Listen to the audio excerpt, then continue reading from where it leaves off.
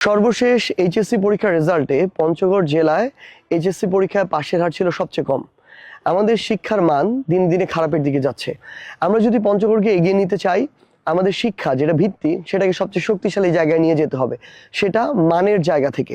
কিছু কিছু রাজনৈতিক দল তাদের জায়গায় পঞ্চগড়ের শিক্ষা ব্যবস্থাকে নিয়ে অনেক বড় বড় কথা বলে, কিন্তু এই শিক্ষা ব্যবস্থা ধ্বংসের যে মূল জায়গাটা, সেই জায়গাটা আগের রাজনৈতিক দলগুলো যেভাবে কন্টিনিউ করেছিল, এই রাজনৈতিক দলগুলো তাদের জায়গা থেকে তাদের নেতাকর্মীরা শিক্ষা ব্যবস্থাকে ধ্বংসের ওই একই পায়ে তারা একই সিস্টেমে চালিয়ে যাচ্ছে।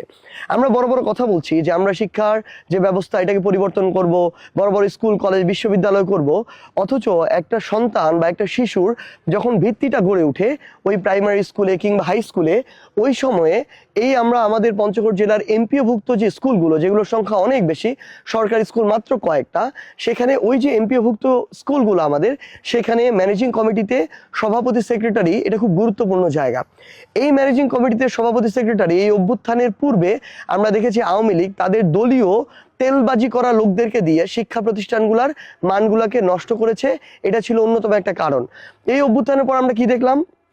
আমরা দেখলাম যে একটা দলের কিছু নেতাকর্মী প্রত্যেকটা জায়গায়, গ্রাম থেকে শুরু করে ইউনিয়ন থেকে শুরু করে উপজেলা থেকে শুরু করে জেলা পর্যায়ের যত এরকম স্কুল আছে যেখানে ম্যানেজিং কমিটির সভাপতি সেক্রেটারি দেয়া যায়, অ্যাডহক কমিটি দেয়া যায়, তারা তাদের দলীয় তোষামোদি করা, তেলবাজি করা আনুগত্যশীল ওই লোকগুলাকে স্কুলগুলোর সভাপতি সেক্রেটারি বানালো, কলেজগুলোর সভাপতি সেক্রেটারি বানালো।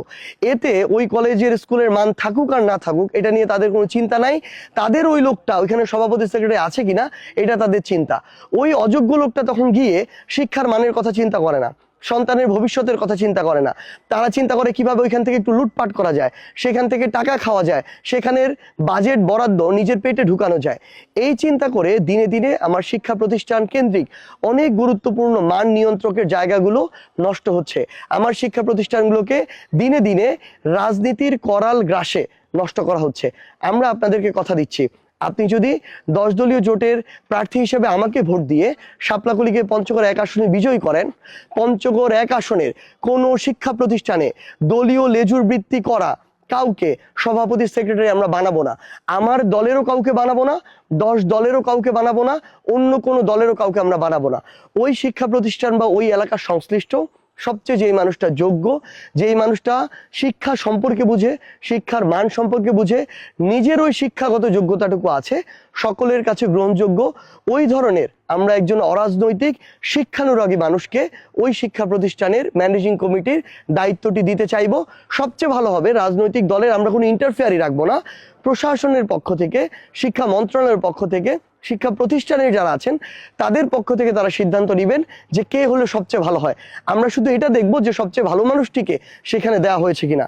আমাদের এটি কমিটমেন্ট শিক্ষা প্রতিষ্ঠানকে বাঁচাতে, তথাকথিত রাজনৈতিক কালচার থেকে শিক্ষার মানকে বাঁচাতে আমরা আমাদের জায়গা থেকে এই পদক্ষেপটি নিব।